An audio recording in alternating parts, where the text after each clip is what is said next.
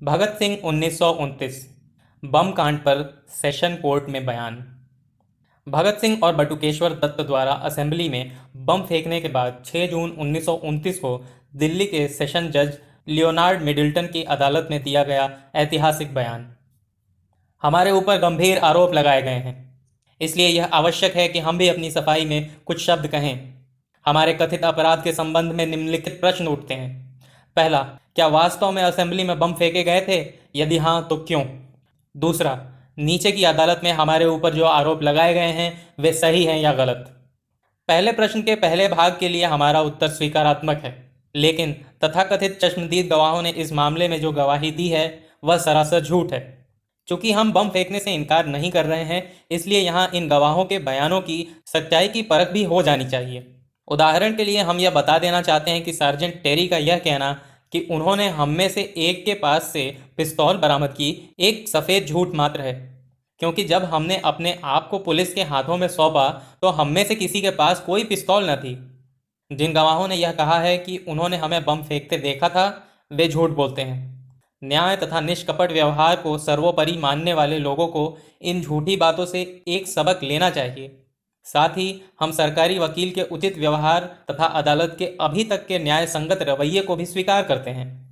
पहले प्रश्न के दूसरे हिस्से का उत्तर देने के लिए हमें इस बम कांड जैसी ऐतिहासिक घटना के कुछ विस्तार में जाना पड़ेगा। हमने वह काम किस अभिप्राय से तथा किन परिस्थितियों के बीच किया, इसकी पूरी एवं खुली सफाई आवश्यक है। जेल में हमारे पास कुछ पुलिस अधिकारी आए थे। उन्होंने हमें बताया कि लॉर्ड इरविन ने इस घटना के बाद ही असेंबली के दोनों सदनों के सम्मिलित अधिवेशन में कहा है कि यह विद्रोह किसी व्यक्ति विशेष के खिलाफ नहीं, वरना संपूर्ण शासन व्यवस्था के विरुद्ध था। यह सुनकर हमने तुरंत भांप लिया कि लोगों ने हमारे इस काम के उद्देश्य को सही तौर पर समझ लिया है। मानवता को प्यार करने में हम किसी से पीछे नहीं हैं। हमें किसी से व्यक्तिगत द्वेष नहीं है और हम प्राणी मात्रा को हमेशा आदर की नज़र से देखते आए हैं। हम न तो बर्बरतापूर्ण उपद्रव करने वाले देश के कलंक हैं, जैसा कि सोशलिस्ट कहलाने वाले दीवान चमन लाल ने कहा है, और न ही हम पागल हैं, जैसा कि लाहौर के ट्रिब्यून तथा कुछ अन्य अखबारों ने सिद्ध करने का प्रयास किया है।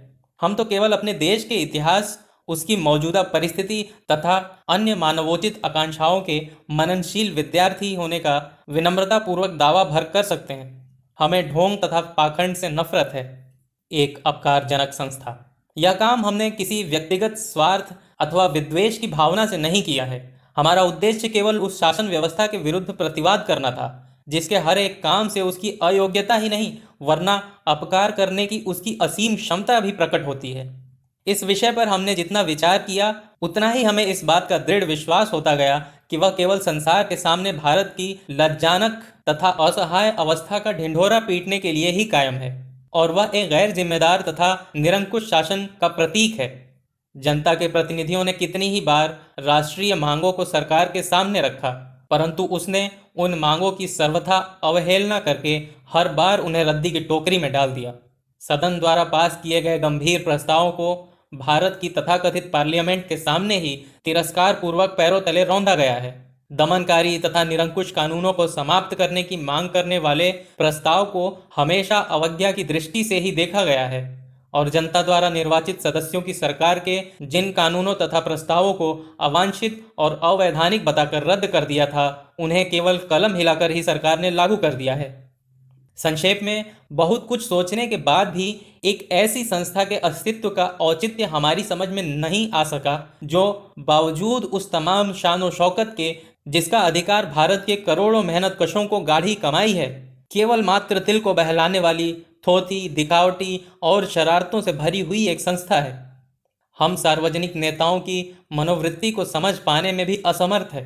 हमारी समझ में नहीं आता कि हमारे नेतागण भारत की असहाय परतंत्रता की खिल्ली उड़ाने वाले इतने स्पष्ट एवं पूर्व नियोजित प्रदर्शनों पर सार्वजनिक संपत्ति एवं समय बर्बाद करने में सहायक क्यों बनते हैं।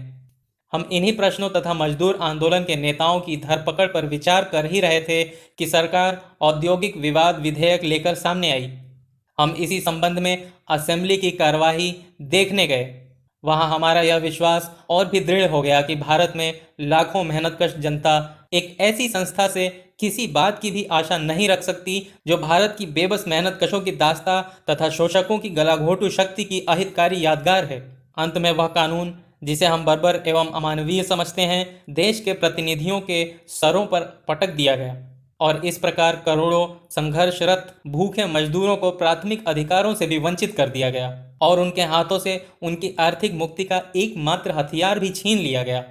जिस किसी ने भी कमर तोड़ परिश्रम करने वाले मूक मेहनत कशों की हालत पर हमारी तरह सोचा है, वह शायद स्थिर मन से यह सब नहीं देख सकेगा। बलि के बकरों की भांति शोषकों और सबसे बड़ी शोषक स्वयं सरकार है कि बलि वेदी पर आए दिन होने वाली मजदूरों की इन मूक कुर्बानियों को देखकर जिस किसी का दिल रोता है, वह अपनी आत्मा की चित्कार की उपेक्षा नहीं कर सकता। गवर्नर जनरल की कार्यकारिणी समिति के भूतपूर्व सदस्य स्वर्गीय श्री S.R. दास ने अपने प्रसिद्ध पत्रा में अपने पुत्र को लिखा था कि इंग्लैंड की स्वप्न निद्रा भंग करने के लिए बम का उपयोग आवश्यक था। श्री दास के इन्हीं शब्दों को सामने रखकर हमने असेंबली भवन में बम फेंके थे। हमने वह काम मजदूरों की तरफ से प्रतिरोध प्रदर्शित करने के लिए किया था। उन असहाय मजदूरों के पास अपने मर्मांतक क्लेशों को व्यक्त करने का और कोई साधन भी तो नहीं था। हमारा एकमात्र उद्देश्य था बहरों को सुनाना और उन पीड़ितों की मांग पर ध्यान न देने वाली सरकार को समय रहते चेतावनी देना। हमारी ही तरह दूसरों की भी परोक्ष धारणा है कि प्रशांत सागर रूपी भारतीय मानवता की ऊपरी शांति किसी भी समय फूट पड़ने वाले एक भीषण तूफान की द्योतक है। हमने तो उन लोगों के सिर्फ खतरे की घंटी बजाई है जो आने वाले भयानक खतरे की परवाह किए बगैर तेज रफ्तार से आगे की तरफ भागे जा रहे हैं। हम उन लोगों को सिर्फ यह बता देना चाहते हैं कि काल्पनिक अहिंसा का युग अब समाप्त हो चुका है और आज की उठती हुई नई पीढ़ी को उसकी व्यर्थता में किसी भी प्रकार का संदेह नहीं रह गया है। मानवता के प्रति हार्दिक सद्भाव तथा अमित प्रेम रखने के कारण उसे व्यर्थ के रक्तपात से बचाने के लिए हमने चेतावनी देने के इस उपाय का सहारा लिया है और उस आने वाले रक्तपात को हम ही नहीं, लाखों लोग पहले से ही देख रहे हैं। काल्पनिक अहिंसा। ऊपर हमने काल्पनिक अहिंसा शब्द का प्रयोग किया है। यहाँ पर उसकी व्याख्या कर देना भी आवश्यक है। आक्रामक उद्देश्य से जब बल का प्रयोग होता है उसे हिंसा कहते हैं और नैतिक दृष्टिकोण से उसे उचित नहीं कहा जा सकता। लेकिन जब उसका उपयोग किसी वैध आदर्श के लिए किया जाता है तो उसका नैतिक औचित्य भी होता है। किसी हालत में बल प्रयोग नहीं होना चाहिए, यह विचार काल्पनिक और अव्यवहारिक है। इधर देश में जो नया आंदोलन तेजी के साथ उठ रहा है और जिसकी पूर्व सूचना हम दे चुके हैं, वह गुरु गोविंद सिंह, शिवाजी, कमाल पाशा, रिजा खां, वाशिंगटन, गैरीबाल्डी, लिफायत और लेनिन के आदर्शों से ही प्रस्फुरित है और उन्हीं के पदचिन्हों पर चल रहा है। क्योंकि भारत की विदेशी सरकार तथा हमारे राष्ट्रीय नेतागण दोनों ही इस आंदोलन की ओर से उदासीन लगते हैं और जानबूझकर उसकी पुकार की ओर से अपने कान बंद करने का प्रयत्न कर रहे हैं। अतः हमने अपना कर्तव्य समझा कि हम एक ऐसी चेतावनी दें जिसकी अवहेलना न की जा सके। हमारा अभिप्राय। अभी तक हमने इस घटना के मूल उद्देश्य पर ही प्रकाश डाला है। अब हम अपना अभिप्राय भी स्पष्ट कर देना चाहते हैं। यह बताने की आवश्यकता नहीं है कि इस घटना के सिलसिले में मामूली चोटें खाने वाले व्यक्तियों तथा असेंबली के किसी अन्य व्यक्ति के प्रति हमारे दिल में कोई व्यक्तिक विद्वेष की भावना नहीं थी। इसके विपरीत हम एक बार फिर स्पष्ट कर देना चाहते हैं कि हम मानव जीवन को अत्यंत पवित्र मानते हैं और किसी अन्य व्यक्ति को चोट पहुंचाने के बजाय हम मानव जाति की सेवा में हंसते हंसते अपना प्राण विसर्जित कर देंगे। हम साम्राज्यवाद की सेना के भाड़े के सैनिकों जैसे नहीं हैं जिनका काम ही हत्या होता है। हम मानव जीवन का आदर करते हैं और बराबर उसकी रक्षा का प्रयत्न करते हैं। इसके बाद भी हम स्वीकार करते हैं कि हमने जानबूझकर असेंबली भवन में बम फेंके। घटनाएं स्वयं हमारे अभिप्राय पर प्रकाश डालती हैं और हमारे इरादे की परख हमारे काम के परिणाम के आधार पर होनी चाहिए, न कि अटकल एवं मनगढ़ंत परिस्थितियों के आधार पर। सरकारी विशेषज्ञ की गवाही के विरुद्ध हमें यह कहना है कि असेंबली भवन में फेंके गए बमों से वहां की एक खाली बेंच को ही कुछ नुकसान पहुंचा और लगभग आधे दर्जन लोगों को मामूली सी खरोंचें भर आई। सरकारी वैज्ञानिकों ने कहा कि बम बड़े जोरदार थे और उनसे अधिक नुकसान नहीं हुआ। इसे एक अनहोनी घटना ही कहना चाहिए, लेकिन हमारे विचार से उन्हें वैज्ञानिक ढंग से बनाया ही ऐसा गया था। पहली बात, दोनों बम बेंचों तथा डेस्कों के बीच की खाली जगह में ही गिरे थे। दूसरे, उनके फूटने की जगह से 2 फीट पर बैठे हुए लोगों को भी, जिनमें श्री P.R. राव, श्री शंकर राव तथा सर जॉर्ज शुस्टर के नाम उल्लेखनीय है, या तो बिल्कुल ही चोटें नहीं आई या मात्र मामूली आई। अगर उन बमों में जोरदार पोटेशियम क्लोरेट और पिक्रिक एसिड भरा होता, जैसा कि सरकारी विशेषज्ञों ने कहा है, तो उन बमों ने उस लकड़ी के घेरे को तोड़कर कुछ गज की दूरी पर खड़े लोगों तक को उड़ा दिया होता। और यदि उनमें कोई और भी शक्तिशाली विस्फोटक भरा जाता तो निश्चय ही वे असेंबली के अधिकांश सदस्यों को उड़ा देने में समर्थ थे। यही नहीं, यदि हम चाहते तो उन्हें सरकारी कक्ष में फेंक सकते थे, जो विशिष्ट व्यक्तियों से खचाखच भरा था, या फिर उस सर जॉन साइमन को अपना निशाना बना सकते थे, जिसके अभागे कमीशन के प्रत्येक विचारशील व्यक्ति के दिल में उसकी ओर से गहरी नफरत पैदा कर दी थी, और जो उस समय असेंबली की अध्यक्ष दीर्घा में बैठे थे। लेकिन इस तरह का हमारा कोई इरादा नहीं था, और उन बमों ने उतना ही काम किया जितने के लिए उन्हें तैयार किया गया था। यदि उससे कोई अनहोनी घटना हुई तो यही कि वे निशाने पर अर्थात निरापद स्थान पर गिरे। एक ऐतिहासिक सबक। इसके बाद हमने इस कार्य का दंड भोगने के लिए अपने आप को जानबूझकर पुलिस के हाथों समर्पित कर दिया।